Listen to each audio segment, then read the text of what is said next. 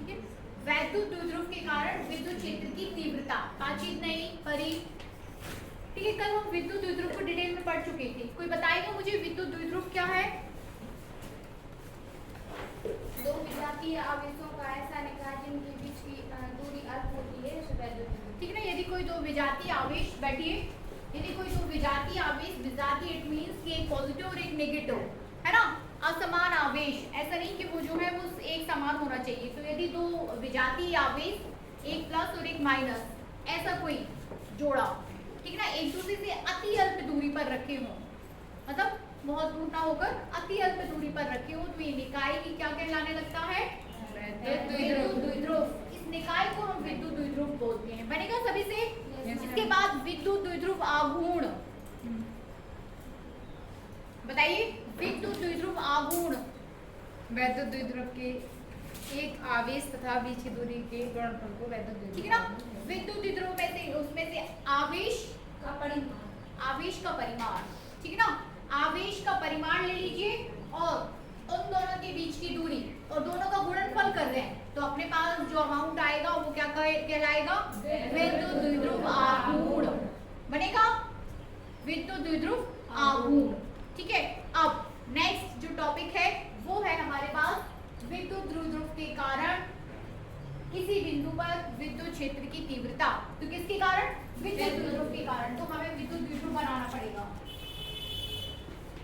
Plus Q minus Q, ये हो गया आपका विद्युत द्विध्रुव। इसके कारण किसी बिंदु पर विद्युत क्षेत्र की तीव्रता, दोनों के बीच की दूरी क्या ले रहे थे? 2a। तो पूरे इंटायर सेशन हम 2a ही लेके चलेंगे, ठीक है ना। 2a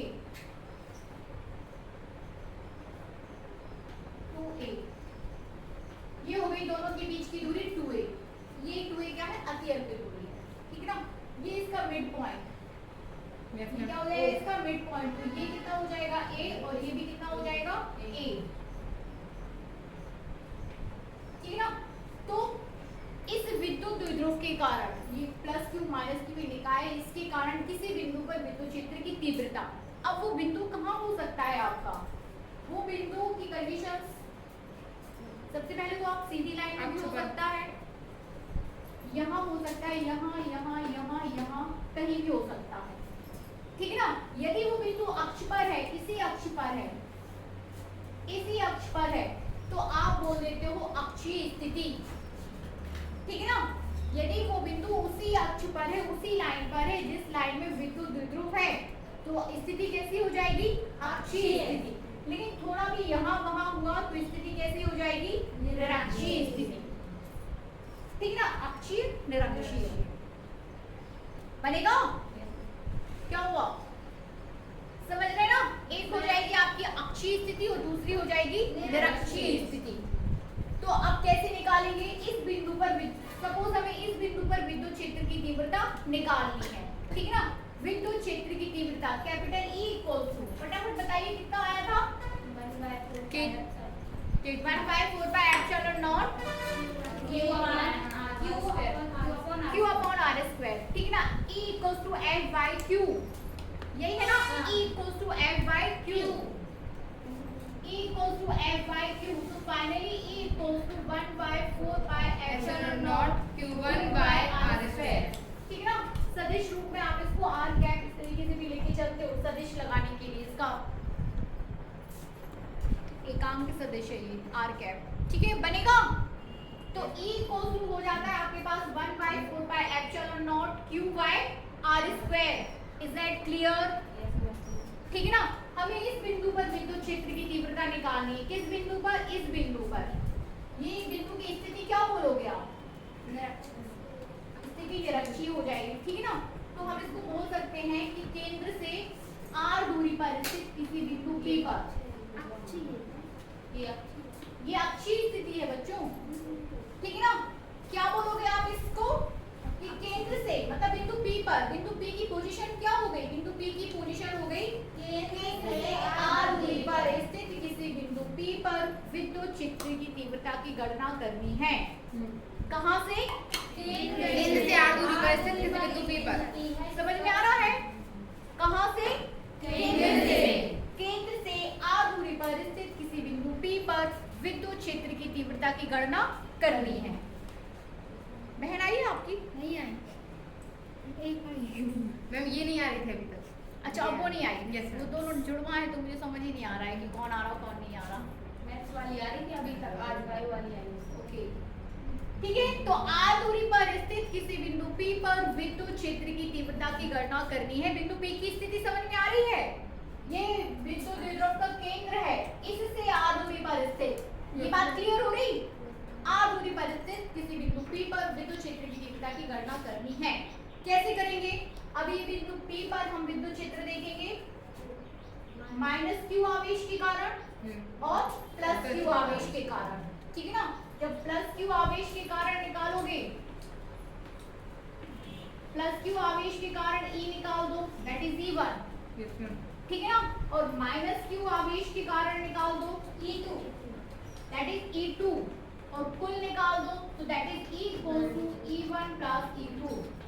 तो ये हो जाएगी बिंदु P पर विद्युत क्षेत्र की तीव्रता। ये कॉन्सेप्ट है, समझ में आया? क्या करना है? +q के कारण निकालिए, -q के कारण निकालिए, और उसके बाद दोनों को जोड़ दीजिए तो विद्युत बिंदु P पर विद्युत क्षेत्र की तीव्रता निकल आएगी। बनेगा? Yes ma'am. किरण इतनी शांत क्यों है? बनना है ना? इतना काम अपन को करना है। विद्युत क्षेत्र का फॉर्मूला अपने पास है, ये 1/4 pi epsilon naught q by r square. अब ये r वेरी होगा भाई, r, ये r की पोजीशन बिंदु P पर +q आवेश के कारण कितनी हो जाएगी? ये दूरी दूरी है r दूरी है उतनी a है, हाँ हाँ। कितनी हो जाएगी? R r - a। ये r - a हो जाएगा, और यहाँ से ले वो डिस्टेंस तो r प्लस a, ये भी बनना चाहिए आपको। तब आपका इस फॉर्मूले में इसकी जगह a जगह आप r प्लस a लिखोगे और a जगह r माइनस a बनेगा। चलिए नोट करिए।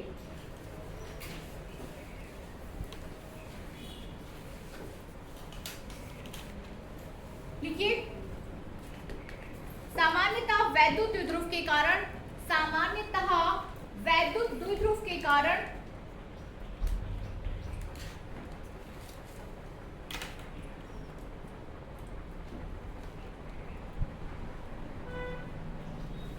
दो मानक स्थितियों में सभी बच्चे फेयर कॉपी में लिख रहे हैं? Yes ma'am. Hmm, yes ma'am. कोई रफ कॉपी तो नहीं लेके आ गए? Very good.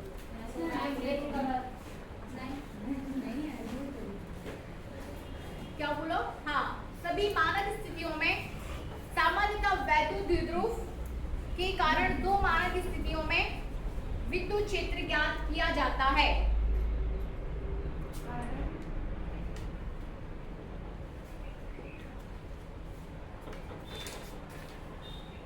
ठीक है ना, दो स्थितियों में आप विद्युत ये ज्ञात करोगे। पहली हो जाएगी अनुदैर्घ्य या अक्षीय स्थिति, अनुदैर्घ्य या अक्षीय स्थिति। बनाएंगे अनुदैर्घ्य या अक्षीय स्थिति, और दूसरा हो जाएगा अनुप्रस्थ या निरक्षीय स्थिति। ठीक है ना।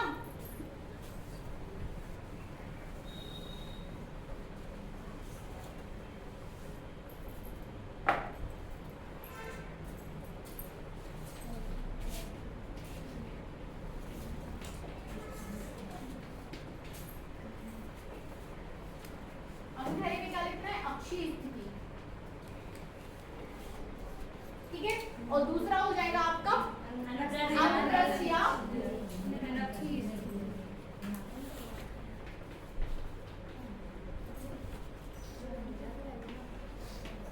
अनुप्रस्थ या निरक्षीय स्थिति। ठीक है, बनेगा। चलिए अब फिर से हेडिंग दीजिए अक्षीय स्थिति, इसको हमें करना है। फिर से हेडिंग दीजिए अक्षीय स्थिति। ये डिटेल में जो मैंने अभी समझाया उसको अब हमें करना है। ठीक है,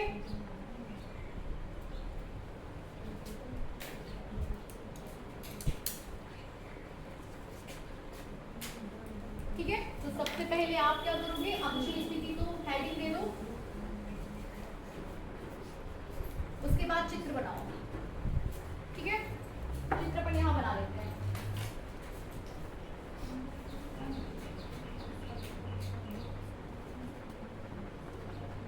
प्लस क्यू माइनस क्यू, ये वाला पॉइंट ए हो जाएगा, ये बी हो जाएगा और इन दोनों को मिला दो।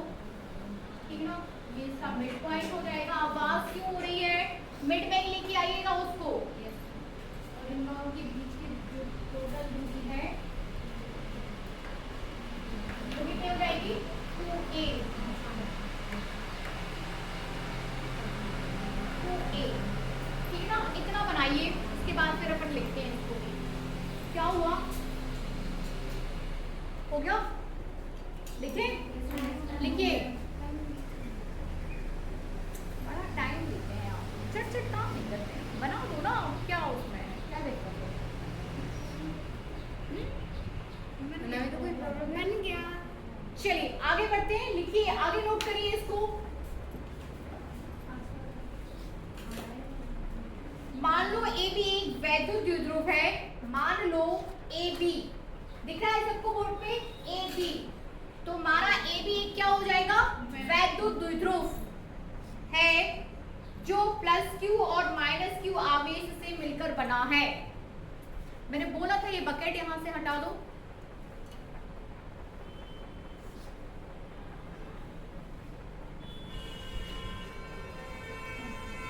प्लस क्यू और माइनस क्यू आवेश से मिलकर बना है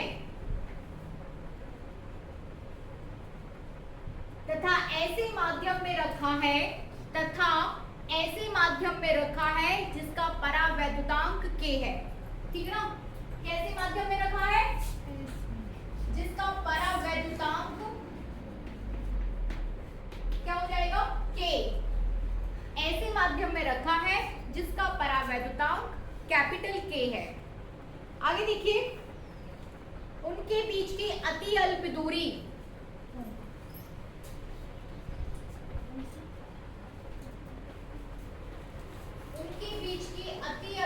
क्या हो जाएगी? 2a। उनके बीच की अति अल्प दूरी 2a है। Is that clear? खुद से लिख पाओगे इतना? है ना, ये टॉपिक आता है एग्जाम में, कभी कभार ऐसा स्किप हो जाता है, बट ये अच्छी निरक्षी स्थिति या तो विद्युत से या चुंबक से पूछ ली जाती है। अभी आप इसको विद्युत में पढ़ रहे हो, सेम टू सेम चीज आपको चुंबक में भी पढ़ना है। ठीक है ना, यही कॉन्सेप्ट रहेगा, है ना। तो या तो यहाँ से या वहां से पूछ लिया जाता है। तो ये जो थ्योरी अपन लिखते हैं ना, जो बोल रही हूँ, वो आपको हमें खुद से आना चाहिए कि हमारा एक वैद्युत द्विध्रुव है, प्लस क्यू माइनस क्यू आवेश है उसके, फिर उससे उन दोनों के बीच की अति अल्प दूरी जो है वो 2a है ना। इतना अपन खुद से लिख सकते हैं। आगे लिखिए, माना वैद्युत द्विध्रुव के केंद्र O से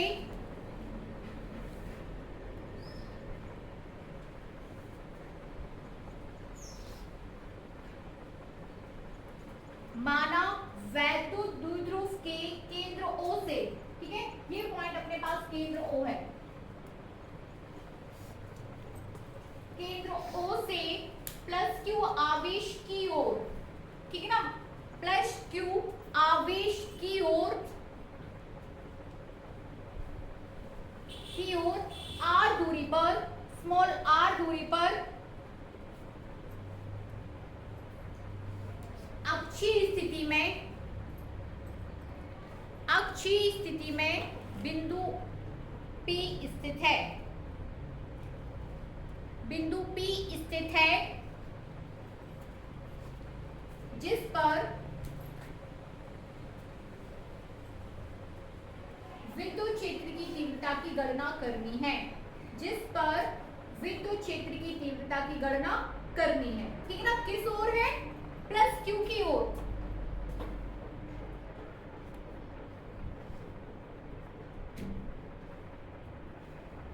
किस ओर है? प्लस क्यू की ओर। प्लस क्यू की ओर है, ठीक है ना, ये प्लस क्यू की ओर है। तो प्लस, तो हमें इधर नहीं बनाएंगे हम, बिंदु P को कहाँ ले रहे हैं? प्लस क्यू की ओर, r दूरी पर स्थित ये कोई बिंदु क्या हो जाएगा अब आपके पास? P। कितनी दूरी पर, r दूरी पर, केंद्र से r दूरी पर कोई बिंदु P। कंप्लीट करिए डायग्राम को। r दूरी पर स्थित बिंदु P पर विद्युत क्षेत्र की तीव्रता की गणना हमें करनी है। बनेगा? आगे बढ़े, कर लीजिए इतना, फिर आगे बढ़ते हैं।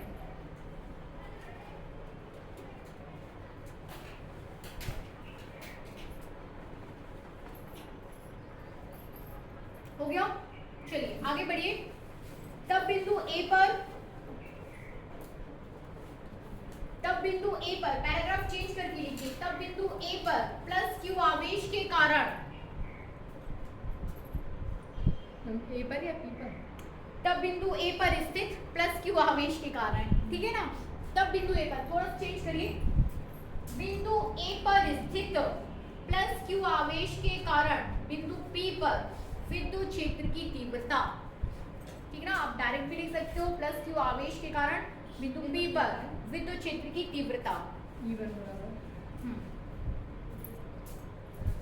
थोड़ा सा मैं इसको साफ कर देती हूँ ना। प्लस Q आवेश के कारण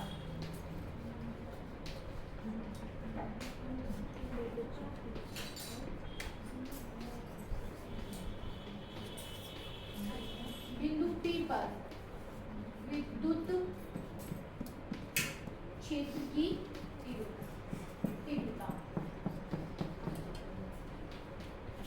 ठीक है ना। प्लस Q आवेश के कारण बिंदु P पर विद्युत क्षेत्र की तीव्रता E1 इक्वल्स टू, बताइए कितना आएगा? 1/2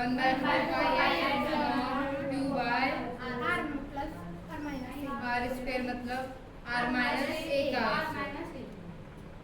ठीक है ना। लिख लीजिए इसको, विद्युत क्षेत्र की तीव्रता E1 इक्वल्स टू हो जाएगा 1/4 पाई एप्सिलॉन नॉट k। परावैद्युतांक हम के लेके चल रहे हैं, ठीक है ना। Q बाय AP स्क्वायर, ठीक है ना, AP स्क्वायर। और इसकी दिशा क्या हो जाएगी? AP के अनुदिश, इनसाइड द ब्रैकेट लिखिए, AP के अनुदिश। जब इतना आप पूरा करोगे ना, कि दिशा विशा सब बताओगे, तब आपको जाके पूरे मार्क्स मिलेंगे 5 आउट ऑफ 5। समझ रहे हैं? नहीं तो फिर आप कहते हो कि हमारे नंबर कट गए, हमने तो सब किया था, क्यों नंबर कट गए। तो भाई ऐसे करना पड़ता है, इसको दिशा बतानी पड़ेगी, ठीक है ना। किसके अनुदिश? विद्युत क्षेत्र की तीव्रता AP के अनुदिश, इस दिशा में लगेगा, ठीक है ना। लिखिए, निकाल दो AP कितना है अपने पास। AP निकालिए, AP बराबर कितना हो जाएगा? r माइनस AP बराबर, अभी इसी में बताइए ना, AP equals to OP AP minus OP OA, है ना, OP माइनस OA।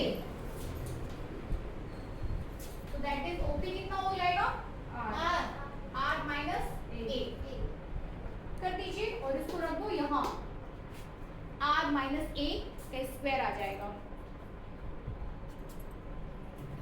अब आपके पास रहेगा, कर दें इसको, कितना आ जाएगा? E1 इक्वल्स टू, लिख लीजिए, अतः E1 इक्वल्स टू हो जाएगा आपके पास 1/4 pi epsilon naught k Q upon R minus A का स्क्वायर, AP के अनुदिश, ठीक है ना। AP के अनुदिश समीकरण 1, AP के अनुदिश समीकरण 1 बन रहा है। देखिए, इसी प्रकार बिंदु B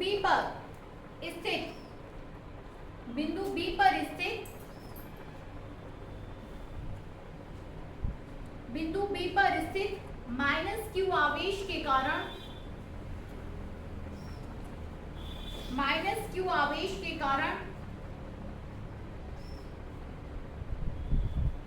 बिंदु P पर विद्युत क्षेत्र की तीव्रता कर दीजिए, निकालिए, जैसे हमने ये निकाला वैसे निकालिए। जैसे ये निकाला गया है, सेम E2 आपको निकाल के बताना है मुझे, करिए, फिर उसके बाद आगे बढ़ते हैं।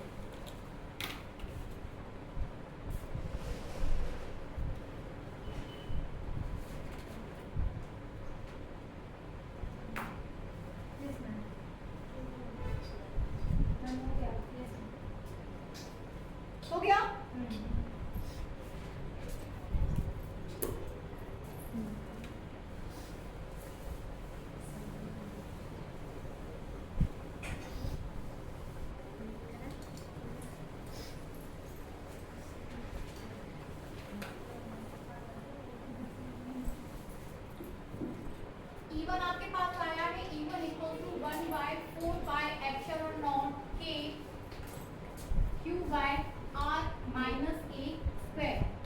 दिशा क्या है इसकी? AP वेक्टर, AP के अनुदिश, ठीक है ना। अब हमें निकालना है E2, so that is E2 equal to 1/4 pi epsilon naught K Q by R plus A का क्या निकालना है? PB, है ना। हाँ, B पर स्थित माइनस Q आवेश के कारण T पर, तो ये क्या हो जाएगा आपका? PB square then PB equals to, पूरा करना है आपको, PB कितना हो जाएगा? जी बताइए। OB प्लस क्या करना है?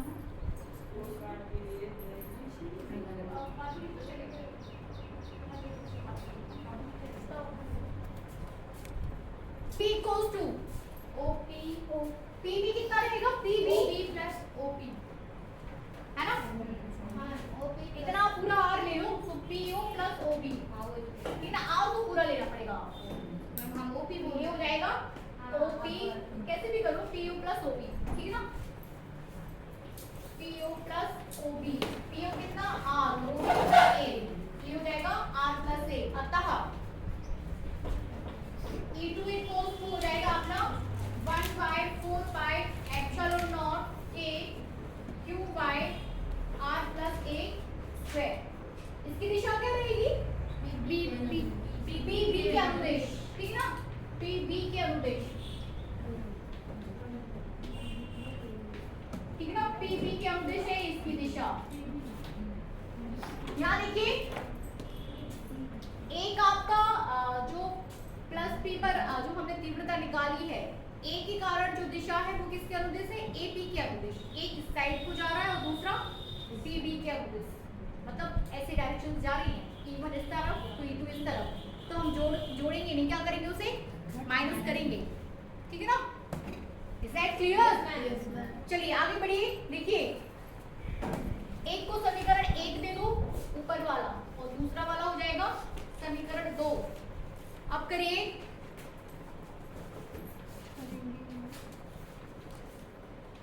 लिखिए E1 और E2,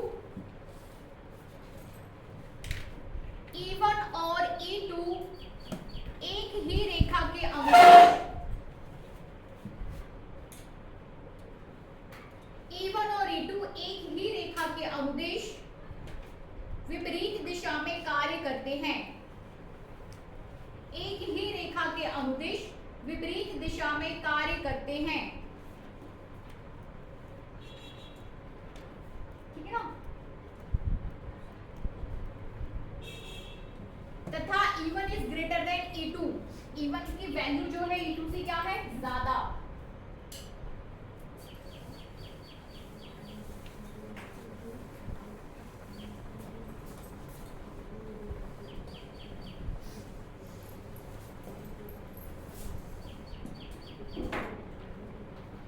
E1 is greater than E2, सभी जगह ब्रैकेट्स लगाते चलिए। E1 is greater than E2।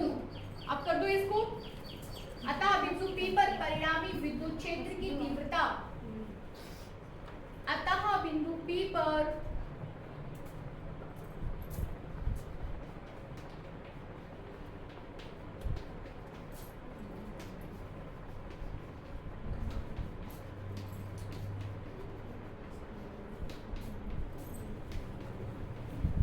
परिणामी विद्युत क्षेत्र की तीव्रता,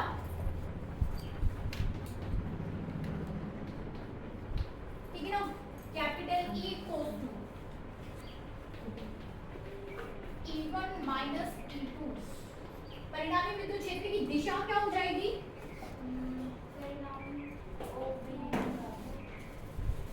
किरण, परिणामी विद्युत क्षेत्र की तीव्रता, दिशा, दिशा AP के अनुदिश। कैसे बोला? AP का ज्यादा हाँ, प्रभाव है। AB जो आप E1 ले रहे हो उसी की दिशा में जाएगा, because E1 is greater than E2, ठीक है ना? तो जिसका वैल्यू ज्यादा है परिणामी भी उसी की तरफ रहेगा, ठीक है ना? किस दिशा में रहेगा? AP के अनुदिश।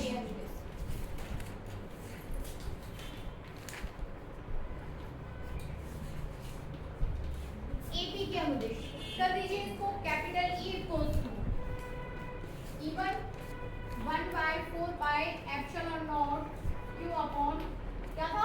R plus 1 R minus A R minus A का square minus 1/4 pi epsilon naught Q R plus A का स्क्वायर। सॉल्व कर दो इसको।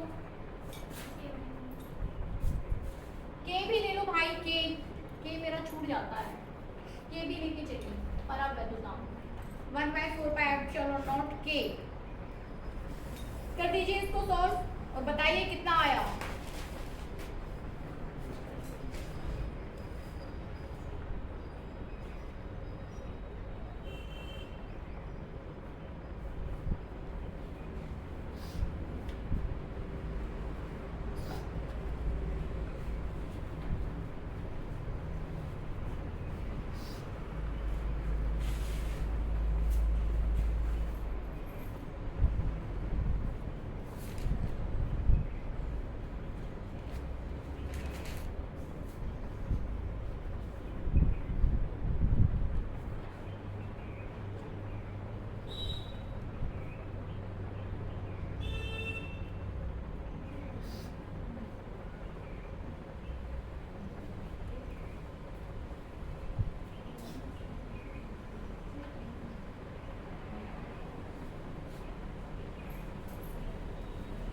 PR/4 by epsilon naught K R plus A uh square गया? R minus A whole square।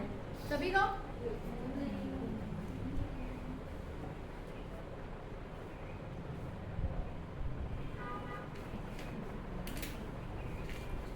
आओ करो post पे।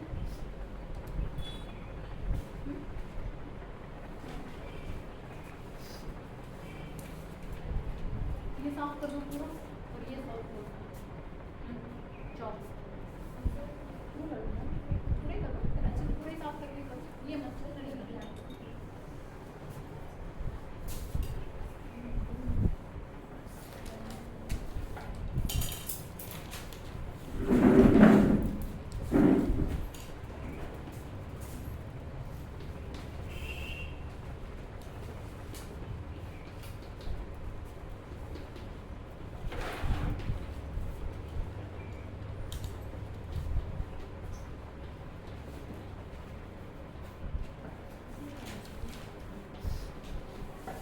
देखो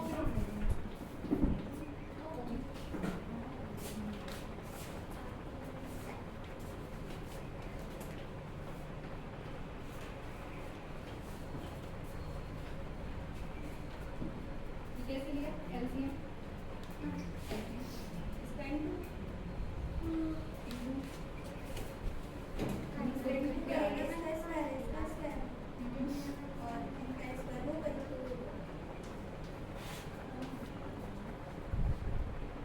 R minus A square plus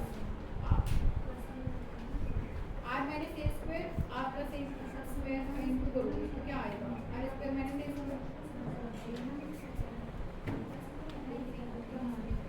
याद कर लिया ये।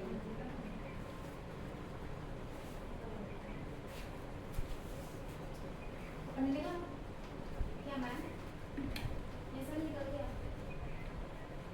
इन दोनों को सॉल्व करते हैं आप जैसे R माइनस A स्क्वायर और R प्लस A स्क्वायर कितना आता है? कैसे?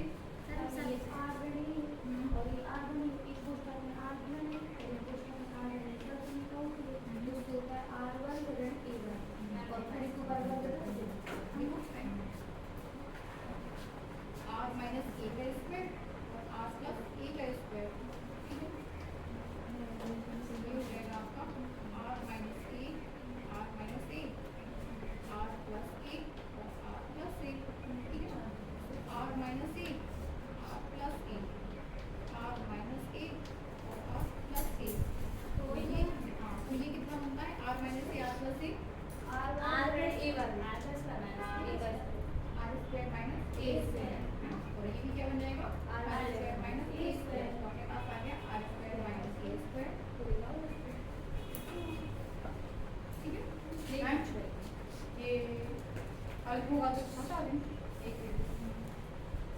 आर का होगा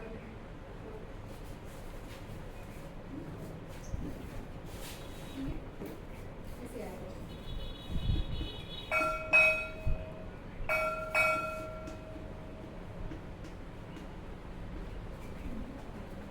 ठीक है, चलो, है ना? कर पाएंगे फिर आप लोग बाकी बच्चे? इसको सॉल्व करना है हमें। खुशी आपको हो रहा था?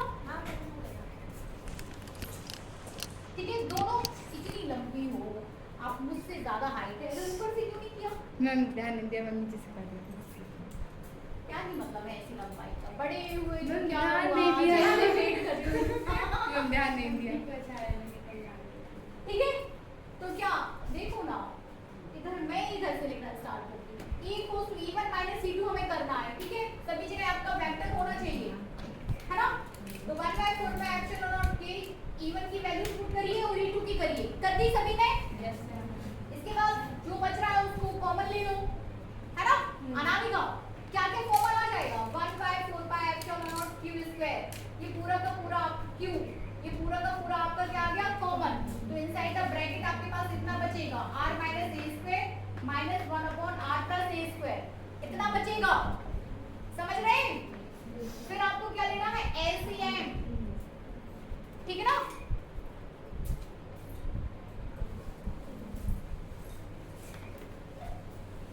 ठीक है ना? तो r माइनस a स्क्वायर और r प्लस a स्क्वायर का जो एलसीएम आपको इनसाइड द ब्रैकेट लेना है वो कितना आएगा?